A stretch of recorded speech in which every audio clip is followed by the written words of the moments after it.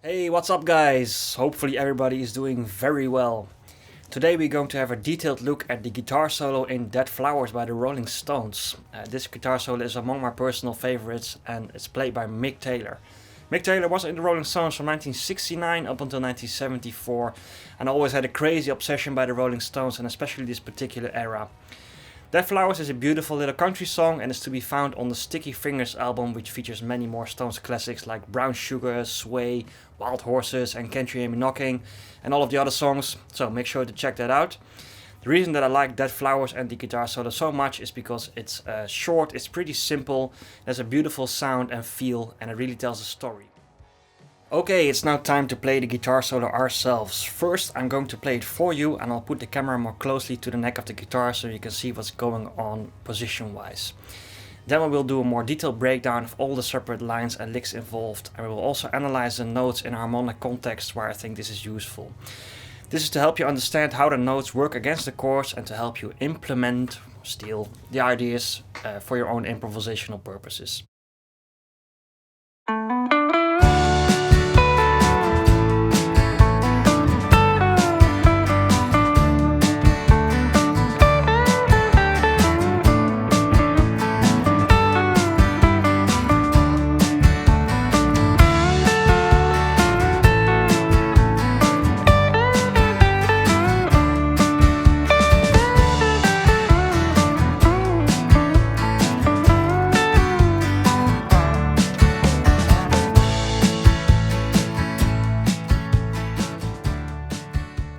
Let's move on to the gear.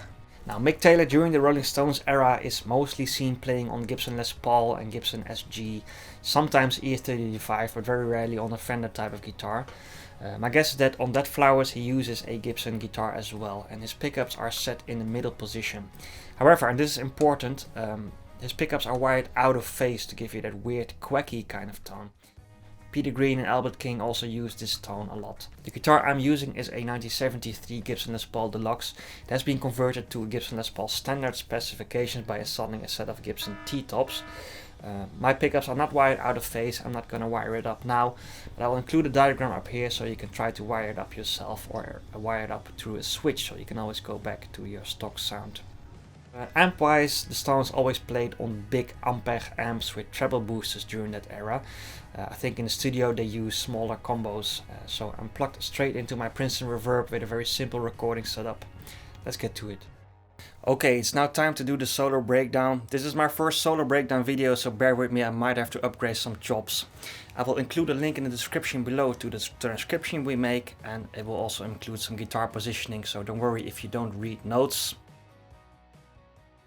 This will help you to follow along. First line.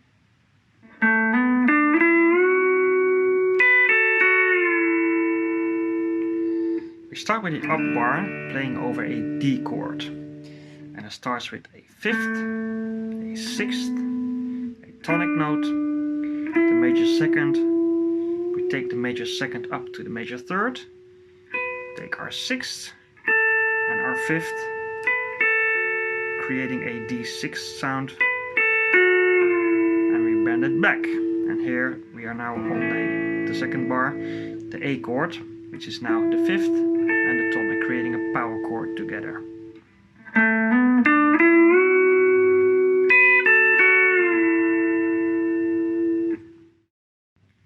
Second line.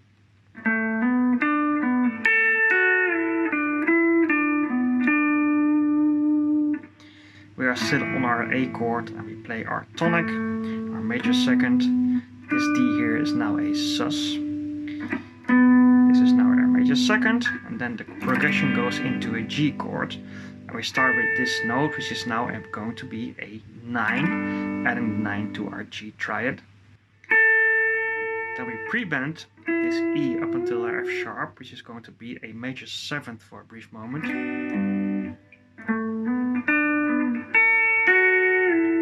Bending it back to our 6th.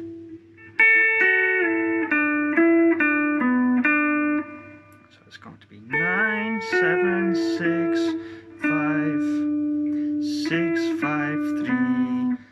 And here we are on our D again, and the progression goes to D as well. So this is going to be our tonic again.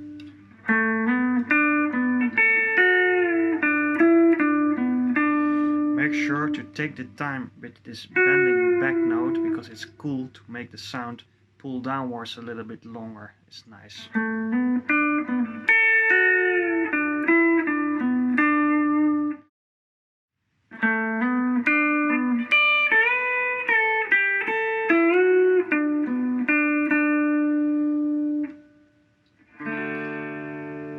Now we are on a D chord again, so we play our 5th, our 6th, our tonic, our 6th, all the way up.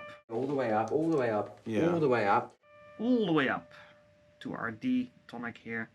We take the 5th, up to the 6th, back to the 5th. This is now a sus 5th. Take our major 2nd up to the 3rd.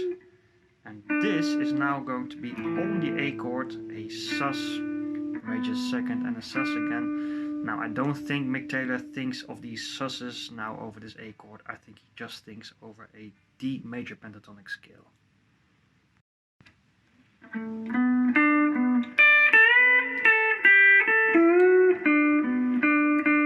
think it's cool to note that he goes into a pretty heavy shuffle feel in this.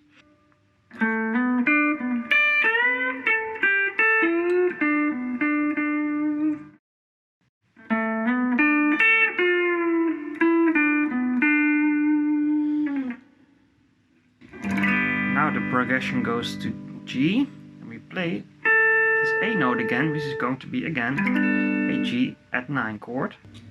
9, pre-bend to the 7th, 6th, 5, 6th, 5, 3.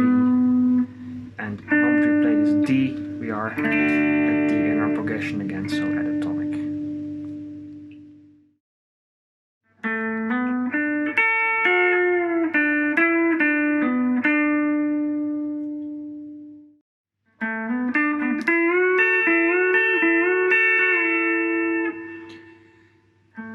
To play over a D chord, the 5th, the 6th, the tonic, the 6th again, and then we step up to bending up our major 2nd up until a major 3rd.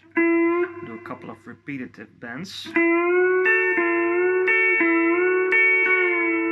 we bend back our major 3rd to what's going to be our 5th again over a chord.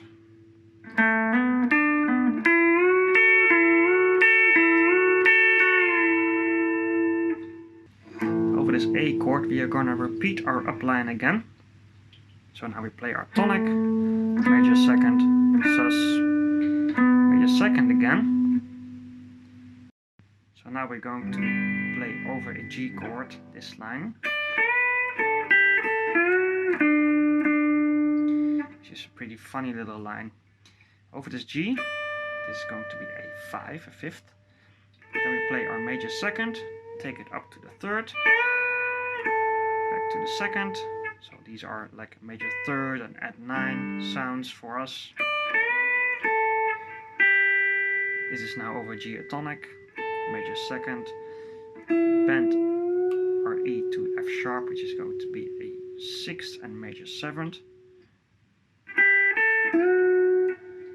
And then we play pretty plainly 2 times a D, which is over a D chord, going to be a tonic again.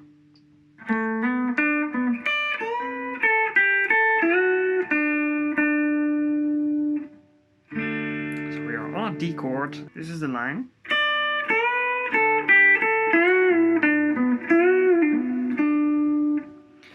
We start with a D tonic up here,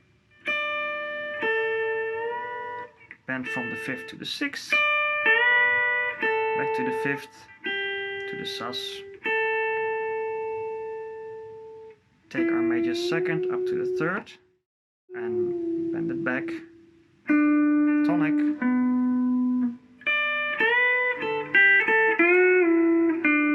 tonic, and 6th. The progression goes to A now, and on this A chord we play this little waterfallish kind of lick. Now this is of course just plainly a D major lick, but if you want to analyze this over A, probably over-analyze it now, but it's going to be a 5th, which is going to sound like a 6th up here, major 2nd, and the sus again. The progression is at D again, and this is our final line.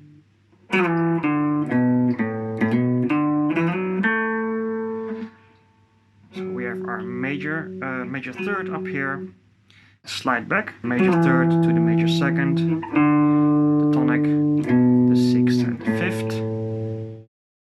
From the 5th to the 6th we do a quick hammer-on to the tonic, and we'll repeat this technique with a little bit of a slide to the major 2nd up to the major 3rd. And this is going to be the first part of the chorus again, A chord, and play the A, the tonic.